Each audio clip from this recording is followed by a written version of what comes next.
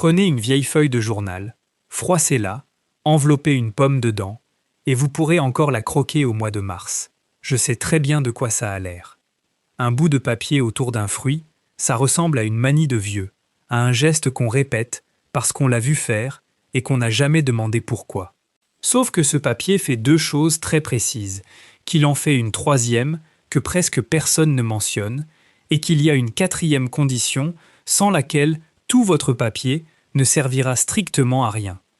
Vous pouvez emballer vos pommes une par une avec le plus grand soin et les perdre quand même toutes avant Noël.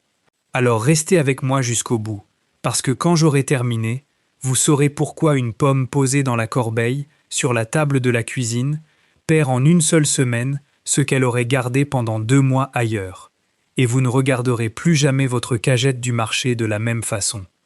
Likez si ça vous a aidé. Abonnez-vous si vous voulez la suite. Je m'appelle Marcel Fontaine. Je tiens des ruches dans le Luberon, et derrière la maison, il y a 8 pommiers que mon père a plantés et que je taille encore chaque hiver. Ils ne me donnent rien de spectaculaire. Des rainettes, 2 beaux scoops, un vieux court pendu qui produit 1 année sur 2 quand il est de bonne humeur. Mais chaque automne, je rentre entre 60 et 80 kilos de pommes, et pendant longtemps j'en ai jeté la moitié. Elles ramollissaient, elles devenaient farineuses, elles tachaient. Je mettais ça sur le compte des variétés, du temps, de la pluie de septembre. Ça n'avait rien à voir avec tout ça. Ce que je vais vous montrer aujourd'hui, ce sont les gestes que faisaient les gens qui vivaient de leurs fruits, à une époque où perdre sa récolte voulait dire un hiver plus maigre. Ils n'avaient ni frigo, ni chambre froide, ni rien à vendre à personne. Ils avaient un local, du papier et une méthode. Commençons par le fait qui explique tout le reste, parce que sans lui, les astuces ne sont que des gestes. Une pomme cueillie n'est pas un objet mort. Elle continue de respirer. Elle prend de l'oxygène dans l'air et elle brûle ses propres sucres, exactement comme un animal endormi brûle ses réserves. Elle transpire aussi, elle perd de l'eau par sa peau, doucement, en permanence. Voilà pourquoi une pomme oubliée se ride et devient molle. Ce n'est pas de la saleté qui rentre, c'est le fruit qui se consomme lui-même de l'intérieur. Mes amis, vous êtes nombreux à me demander où retrouver ces astuces en un seul endroit. Je les ai réunies dans un manuel, 56 méthodes d'autrefois. Chauffage, eau, jardin, réparation, chacune avec ses étapes et ce qu'elle vous fait économiser. Mise bout à bout, 2 à 4 000 € par an. Pas de matériel compliqué, pas de produits chers, juste ce que vous avez déjà chez vous. 29 € et remboursé sous 7 jours si ça ne vous va pas. Le lien est dans la description. De voisin à voisin, comme autrefois. Et le croquant, justement, c'est quoi? C'est de l'eau sous pression. La chair d'une pomme est faite de millions de petites cellules gonflées d'eau, collées les unes aux autres par une sorte de ciment naturel, la pectine. Quand vous mordez dedans, ces cellules éclatent sous la dent et libèrent leur jus d'un coup. C'est ça, le bruit. C'est ça, la sensation. Avec le temps, le ciment entre les cellules se dissout, et le jour où il a lâché, les cellules ne se déchirent plus, elles glissent les unes contre les autres. La pomme n'est pas devenue sèche, elle est devenue farineuse. Vous avez la même quantité d'eau dans la bouche, mais elle reste enfermée. C'est pour ça qu'une pomme farineuse est une chose si décevante. Elle a l'air parfaite, et elle ne fait plus aucun bruit. Maintenant la partie qui vaut de l'or. Tout ce processus, la respiration, la perte d'eau, la dissolution de la pectine, tout dépend de la température. Et pas un peu. Une pomme posée à 20 degrés dans votre cuisine vieillit à peu près 10 fois plus vite qu'une pomme tenue autour de 0 ou 1 degré. 10 fois. Ce qui veut dire qu'une semaine dans la corbeille sur la table coûte à peu près 2 mois de conservation. Une seule semaine. Vous avez peut-être des pommes magnifiques dans une jolie coupe en bois au milieu de la pièce et vous êtes en train de les tuer lentement à la vue de tous. C'est la première chose que je veux que vous reteniez et c'est gratuit. Vos pommes de garde n'ont rien à faire dans la cuisine. Vous en sortez 5 ou 6 pour la semaine et le reste va au froid, dans le noir. Il y a un deuxième mécanisme et celui-là, les anciens le connaissaient sans avoir de mots pour le nommer. Une pomme dégage un gaz. On l'appelle l'éthylène. Il est invisible, il n'a pas d'odeur, et c'est un signal de mûrissement. Un fruit en dégage, ses voisins le reçoivent, et ils accélèrent leur propre mûrissement en réponse. C'est ainsi que toute une branche mûrit ensemble dans la nature. La pomme est l'un des plus gros producteurs d'éthylène de tout le verger. Bien plus que la poire, bien plus que la prune. Voilà pourquoi une caisse de pommes, entassées les unes sur les autres, se dégrade beaucoup plus vite que les mêmes pommes séparées. Elles se pressent mutuellement de mûrir. Elles se donnent le signal en continu, toute la journée, tout l'hiver. Et voilà, enfin, ce que fait votre feuille de journal. Le papier autour de chaque fruit gêne la circulation de ce gaz. Il ne l'absorbe pas, il ne le neutralise pas, je ne vais pas vous raconter d'histoire. Il crée simplement une petite barrière qui empêche l'éthylène d'une pomme d'arroser directement sa voisine. Le papier fait aussi un deuxième travail, plus modeste, mais réel. Il retient un peu d'humidité contre la peau du fruit, ce qui ralentit le dessèchement et retarde le moment où la pomme se ride. Et il fait un troisième travail dont personne ne parle jamais, alors que c'est peut-être le plus utile de tous. Quand une pomme pourrit malgré tout, et il y en aura toujours une, le papier l'isole. La pourriture se transmet par contact, par le mycélium qui passe d'une peau à l'autre quand deux fruits se touchent. Une pomme emballée qui pourrit toute seule dans son papier. Une pomme nue qui pourrit en emmène 4 avec elle. Le proverbe sur la pomme pourrie qui gâte le panier n'est pas une image morale inventée par un curé. C'est une observation de cave. Maintenant, la condition sans laquelle rien de tout cela ne marche, et c'est le moment d'être honnête avec vous, parce que c'est là que l'astuce circule sur Internet en oubliant l'essentiel. Le papier ne fait pas de froid. Le papier ne fait rien contre la chaleur. Si vous emballez 60 pommes une par une, et que vous les rangez dans un garage à 18 degrés, vous aurez perdu votre soirée. Elles ramolliront presque aussi vite que si vous n'aviez rien fait. Le papier ralentit un phénomène secondaire. C'est le froid qui fait le gros du travail, et de très loin. Alors la vraie astuce complète, celle qui tient en 4 mots. Du froid, de l'humidité, du noir et de l'air qui circule. Le froid, c'est entre 0 et 4 degrés. On peut descendre très près de 0 sans risque. Une pomme ne gèle qu'aux alentours de -1,5 degré à cause du sucre qu'elle contient. Plus vous êtes proche de 0, plus la respiration ralentit, plus vos pommes tiennent. L'humidité, c'est le point que tout le monde rate. Une cave sèche vous rendra des pommes ridées et molles au bout de 2 mois, même si elle est bien fraîche. Il faut de l'air humide, autour de 90%, sinon le fruit se déshydrate par la peau. Dans une vraie cave en terre, c'est naturel. Dans un cellier moderne bien sec, il faut aider un peu, avec une bassine d'eau posée par terre ou un vieux drap mouillé qu'on remouille de temps en temps. Le noir, parce que la lumière réchauffe et abîme, et la circulation d'air, parce qu'un local fermé, hermétiquement accumule l'humidité stagnante et les moisissures. Il faut de l'air qui bouge doucement, pas un courant d'air sec. Chez nous, tout ça portait un nom, le fruitier. C'était une pièce à part, souvent au nord, avec des étagères à claire-voie qu'on appelait des clayettes, et les pommes y étaient posées en une seule couche, sans jamais se toucher, la queue en l'air. Chez mon père, c'était au-dessus de la bergerie, une pièce fraîche au sol de terre battue, avec une petite ouverture grillagée. On y entrait en novembre, et l'odeur vous prenait à la gorge, une odeur de pommes et de bois froid que je peux encore sentir en fermant les yeux. Il n'y avait jamais rien d'autre là-dedans. Pas de sac de pommes de terre, pas d'oignons, pas de fromage. Je demandais pourquoi. On me répondait que les pommes ne partagent pas. Abonnez-vous. La prochaine vidéo peut vous faire économiser encore plus. Et c'était rigoureusement exact, pour une raison que mon père ne savait pas nommer, mais qu'il avait constatée. L'éthylène des pommes fait tourner les carottes amères.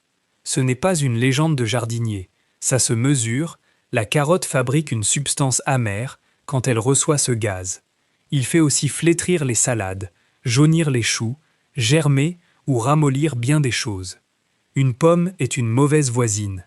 Elle veut son local à elle. Bon, Je sais que la plupart d'entre vous n'ont pas de fruitier au-dessus d'une bergerie. Alors voilà comment on fait avec ce qu'on a. Si vous avez une cave, un cellier, un garage enterré, un abri de jardin à l'ombre du nord, mesurez la température avec un simple thermomètre pendant une semaine avant de décider. Beaucoup de gens croient leur cave fraîche parce qu'elle leur paraît fraîche quand ils y descendent en pull. Un thermomètre à 3 € vous dira la vérité. Et la vérité est souvent 12 ou 14 degrés, ce qui n'est pas suffisant pour tenir jusqu'au printemps. À 12 degrés, vous ferez décembre, peut-être janvier. Pas mars. Si vous n'avez rien de tout cela, il vous reste le réfrigérateur, et il fait très bien le travail. Le bac à légumes du bas, avec sa petite trappe de réglage fermée, pour garder l'humidité. Les pommes dans un sac plastique percé de 6 ou 7 trous, ou dans un sachet ouvert. Le sac retient l'humidité contre le fruit, les trous laissent le gaz s'échapper et évitent la condensation. Et rien d'autre dans ce bac. Ni carottes, ni salade, ni herbes fraîches. Vous serez surpris de ce qu'un bac à légumes peut tenir si vous acceptez de le consacrer entièrement aux pommes pendant 3 mois. Et pour ceux qui ont une grande quantité, on revient aux cagettes en bois, les fruits en une seule couche, emballés dans du papier, et on empile les cagettes en laissant l'air passer entre elles. Du papier journal ordinaire fait l'affaire, les encres de presse d'aujourd'hui sont pour l'essentiel à base d'huile végétale. Évitez le papier glacé des magazines et les prospectus en couleur du supermarché. Si ça vous gêne, du papier Kraft ou même de l'essuie-tout font exactement le même travail. Maintenant, je vais vous dire le point que tout le monde oublie et qui décide de tout avant même que vos pommes arrivent dans la cave. Toutes les pommes ne se gardent pas. Pas un peu moins bien. Pas du tout. Il y a des variétés d'été qui sont faites pour être mangées dans les 10 jours et qui deviennent farineuses quoi que vous fassiez. La transparente de Croncels, les premières galas, tout ce qui mûrit en août. Vous pouvez leur donner la meilleure cave du département, elles ne passeront pas l'automne. Et il y a des variétés de garde, sélectionnées pendant des siècles précisément pour ça. La rainette grise du Canada, qui tient jusqu'en mars et devient meilleure en février qu'en octobre. La belle de Bosscoupe, qui se ride un peu et s'en moque complètement. Le court-pendu, l'Idared, la Chanteclair, la Melrose. Ce sont des pommes qui ont l'air rêches et ternes à la cueillette et qui vous nourrissent tout l'hiver. Alors si vous plantez, ou si vous achetez au producteur pour stocker, posez la question directement. Est-ce une pomme de garde ? Le maraîcher qui vous vend ses fruits le sait, et il vous le dira volontiers si vous demandez. Et dites-moi en commentaire quelle variété vous avez chez vous, parce que ça change d'un coin de France à l'autre et j'apprends toujours quelque chose dans ces commentaires. Deuxième point avant le stockage, la cueillette elle-même, et il y a un geste précis. On ne tire pas sur une pomme. On la soulève dans le creux de la main, on la fait pivoter d'un quart de tour vers le haut. Si elle est prête, le pédoncule se détache tout seul, proprement, au bon endroit, et il reste sur le fruit.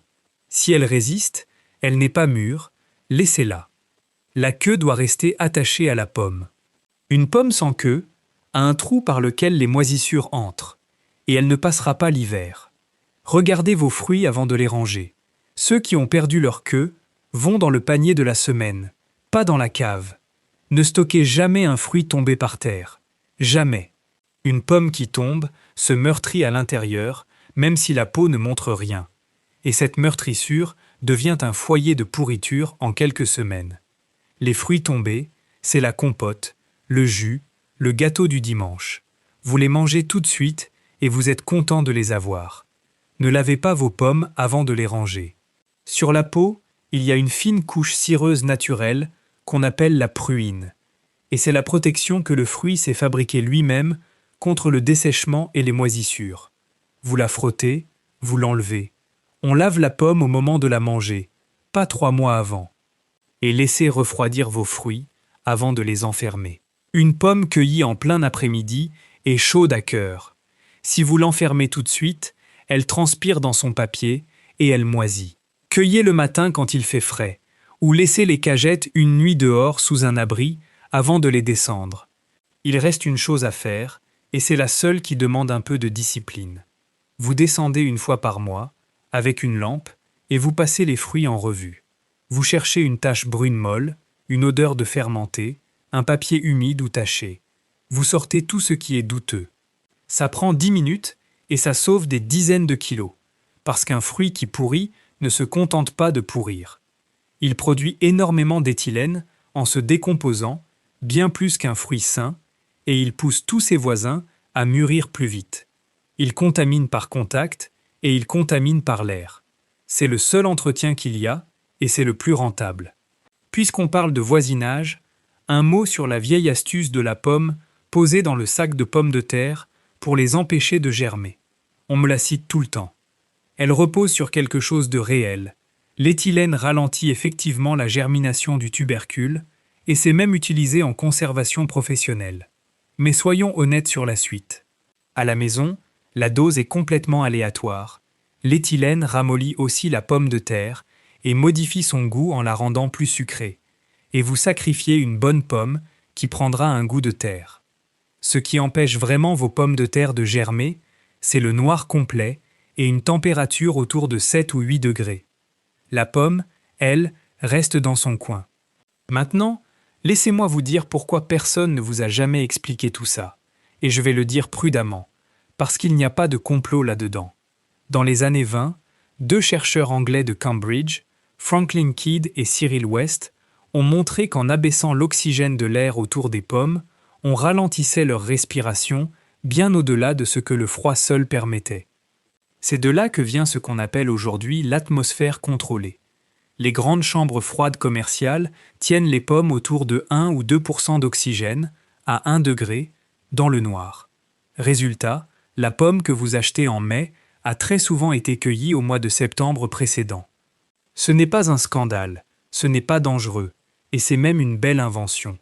Mais c'est une pomme qui a 8 mois, qui est encore dure parce qu'on a mis son métabolisme en sommeil, et dont les arômes se sont éteints en chemin.